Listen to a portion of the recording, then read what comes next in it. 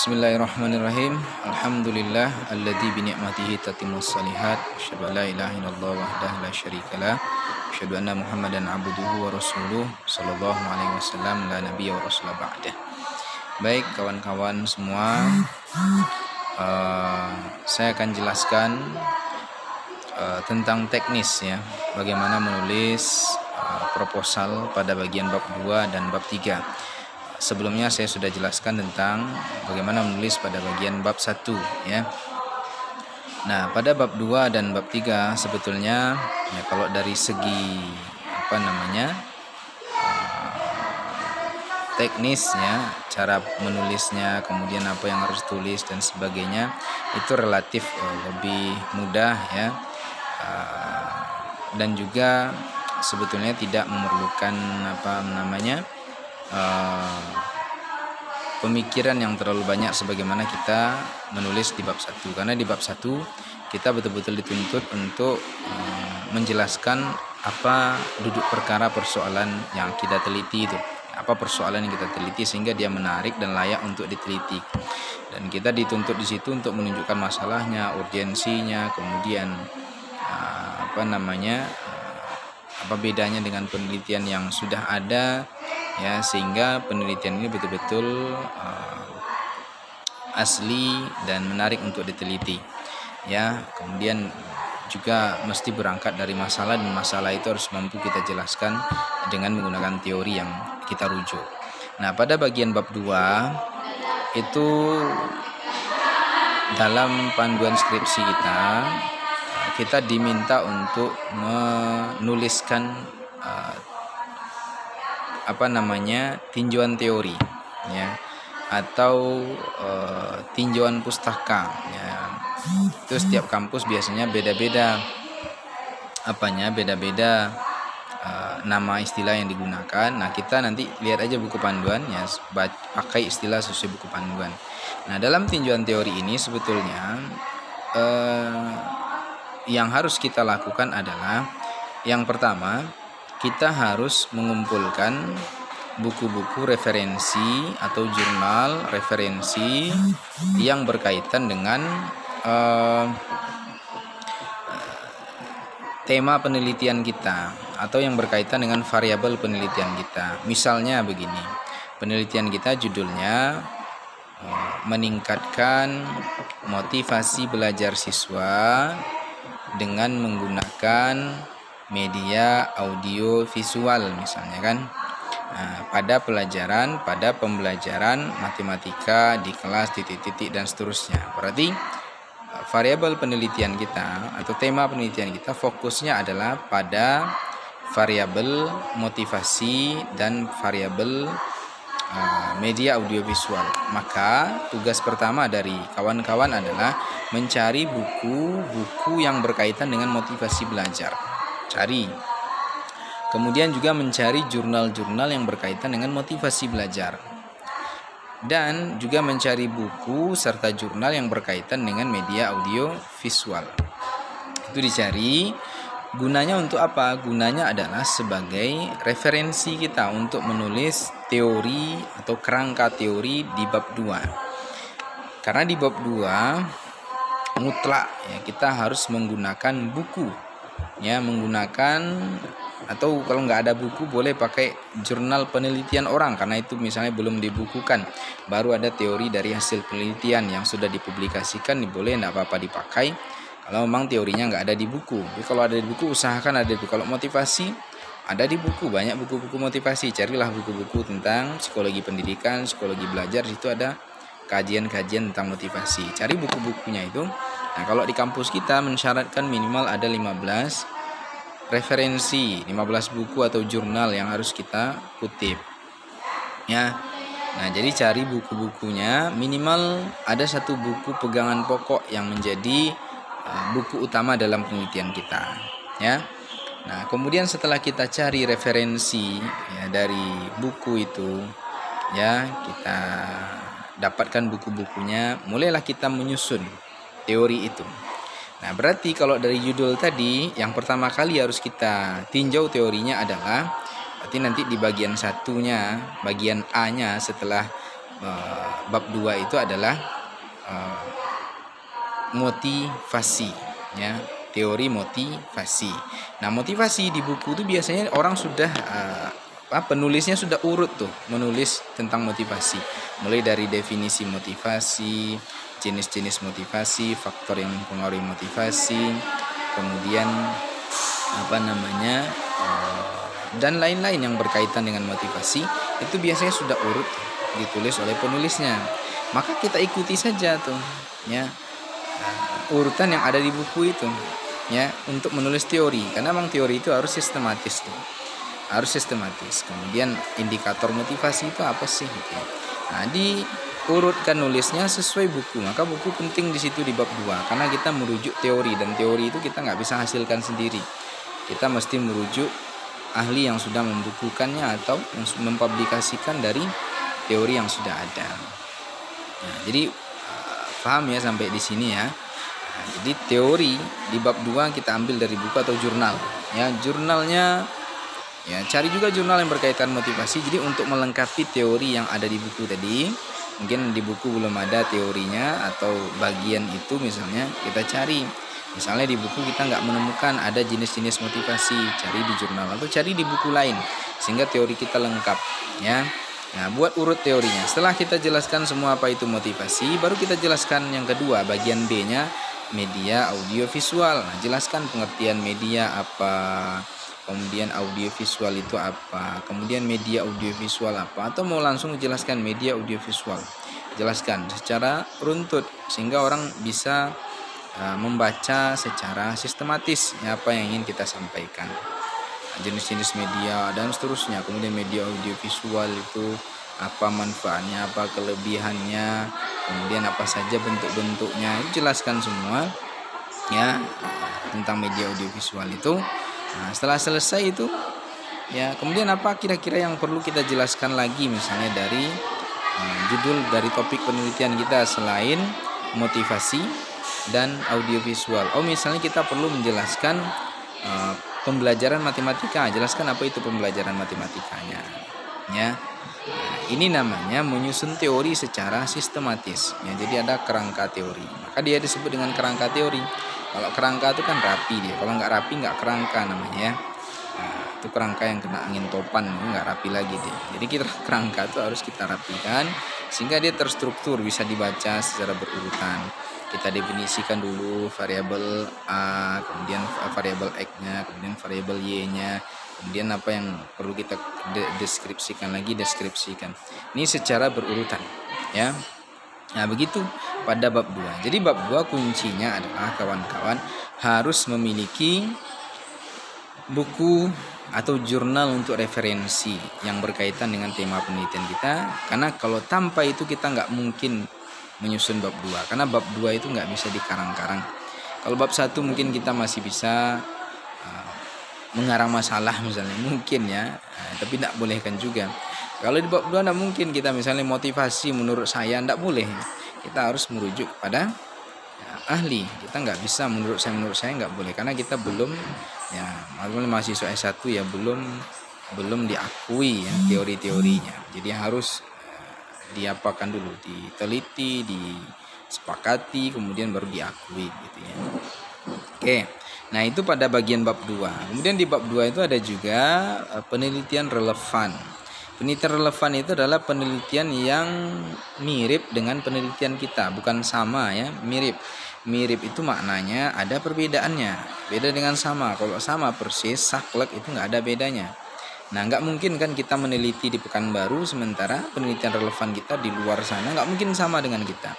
Minimal ada perbedaannya, entah di medianya berbeda, motivasi yang diteliti sama, atau yang diteliti kelasnya berbeda, lokasi berbeda, dan banyak perbedaan lain. Nah, di penelitian relevan itu minimal ada 3 yang ditinjau. Penelitian orang yang mirip dengan penelitian kita. Berarti kalau judul penelitian kita tadi tentang motivasi dan audiovisual, cari juga penelitian orang tentang motivasi atau audiovisual. Kemudian ceritakan sekilas di situ siapa yang menulis, siapa yang meneliti, apa judul penelitiannya, apa hasilnya. Ya, kemudian bandingkan dengan penelitian kita.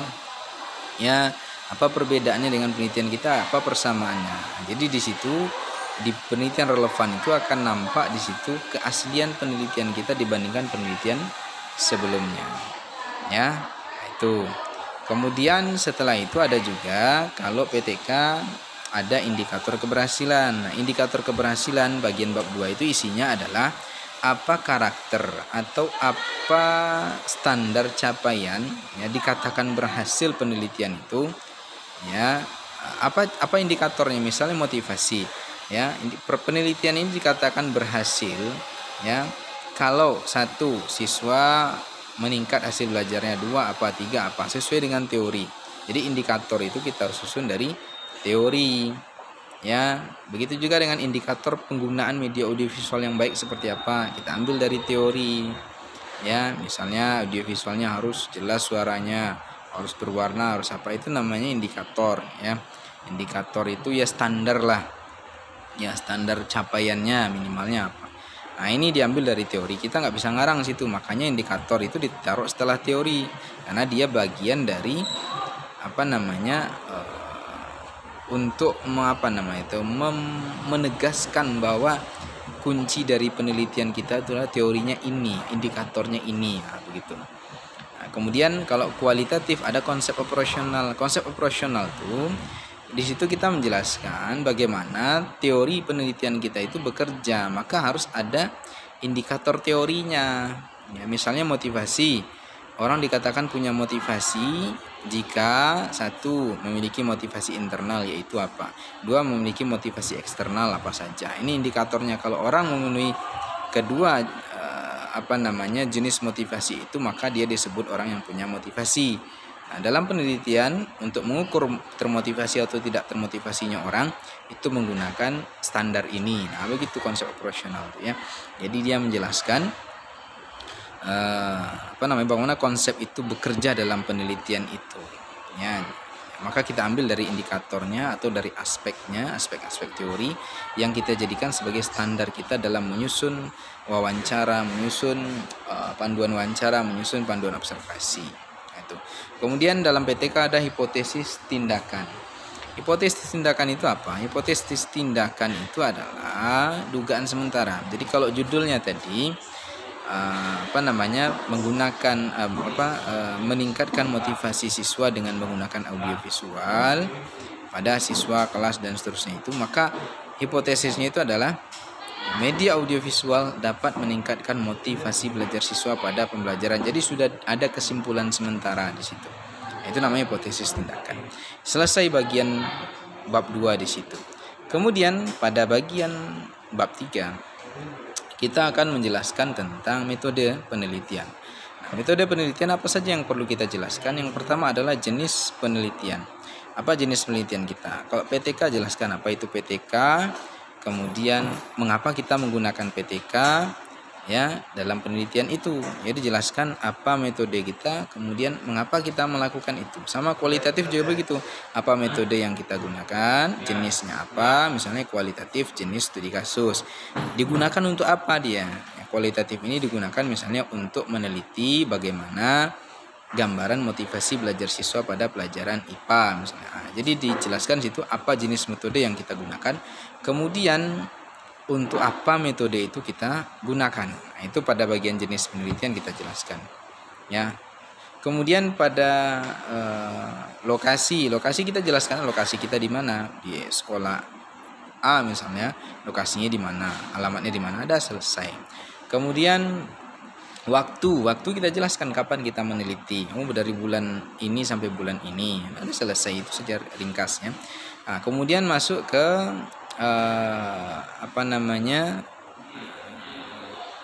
kalau PTK itu ada kita menjelaskan di situ langkah-langkah PTK yang kita lakukan, ya, langkah-langkah tindakan yang kita lakukan. Kita jelaskan di situ ya perencanaannya seperti apa, kemudian tindakannya bagaimana, dan refleksinya seperti apa, observasinya bagaimana, dijelaskan juga di situ. Ya. Kemudian pada bagian teknik pengumpulan data lah. Jadi teknik pengumpulan data ini adalah kita menjelaskan instrumen apa yang kita gunakan atau alat apa yang kita gunakan dalam mengumpulkan data. Nah, Misalnya kita menggunakan observasi. Nah, jelaskan apa itu observasi, kemudian siapa yang diobservasi, dan apa yang diobservasi dijelaskan. Jadi apa itu observasi? Berarti observasi adalah menurut si A begini. Kemudian yang diobservasi siapa? Oh, siswa dalam belajar atau proses belajar mengajar. Kemudian apanya yang diobservasi? Kegiatan belajarnya yang kita observasi. Jadi ada penjelasan di situ apa itu observasi, siapa yang diobservasi, dan apanya yang diobservasi, objek observasinya. Kalau siapa itu subjek yang diobservasi, ya. Nah, itu. Kemudian kalau menggunakan wawancara juga begitu. Apa itu wawancara, siapa yang diwawancarai, apa yang diwawancarai. Dokumentasi juga begitu, apa itu dokumentasi, kemudian siapa yang didokumentasikan atau apa yang didokumentasikan, ya. Nah, ini dijelaskan di situ. Nah, kemudian kalau PTK biasanya itu ada menggunakan rumus-rumus, ya, rumus-rumus sederhana lah, ya. Itu bisa dilihat di buku-buku PTK atau di skripsi-skripsi yang sudah ada. Nanti lihat di situ rujukannya. Kemudian selanjutnya teknik analisis data. Teknik analisis data ini mesti sesuai dengan teknik yang kita gunakan dalam mengumpulkan data. Misalnya begini, kalau yang kita kumpulkan data kualitatif, maka menganalisis datanya juga menggunakan teknik kualitatif, jangan kuantitatif. Misalnya begini, di PTK dia mengumpulkan data pakai tes hasil belajar misalnya, atau tes belajar. Otomatis kan datanya berbentuk kuantitatif tuh, angka-angka. Tapi di teknik analisis datanya nggak ada rumus untuk mencari hasil itu. Ini salah. Mestinya kalau ada tes, ada juga rumus-rumusnya mencari hasil dari tes itu. Itu baru sesuai namanya, ya. Jadi dalam teknik analisis data harus sesuaikan dengan teknik pengumpulan data. Jenis datanya itu harus sesuai dengan cara mengolah data. Jadi kalau datanya kualitatif berarti pengolahannya dengan kualitatif. Kalau data kuantitatif pengolahannya dengan kuantitatif. Nah, ini harus sama. Jadi jangan sampai tidak sama. Nah, itu gambaran yang harus kita lakukan, ya, yang harus kita penuhi standar minimalnya lah dalam menyusun bab 2 dan bab 3. Nah, jadi bagi kawan-kawan yang sedang menyusun, ya, silakan diperhatikan unsur-unsur yang saya sampaikan tadi, penjelasan-penjelasan tadi, ya, kemudian cocokkan dengan skripsi yang sudah ada, yang sudah dipublikasikan, yang sudah disetujui, diujikan di kampus kita, ya. Kemudian susun skripsi, susun proposalnya di bab 1 sampai bab 3. Nah, insya Allah kalau selesai di semester ini ada kesempatan untuk segera wisuda, ya, selesai di tahun ini. Mungkin itu saja materi yang bisa saya sampaikan di pertemuan ini. Yang mudah-mudahan bermanfaat, ya. Dan bagi yang belum mengurus judul, segera urus judulnya.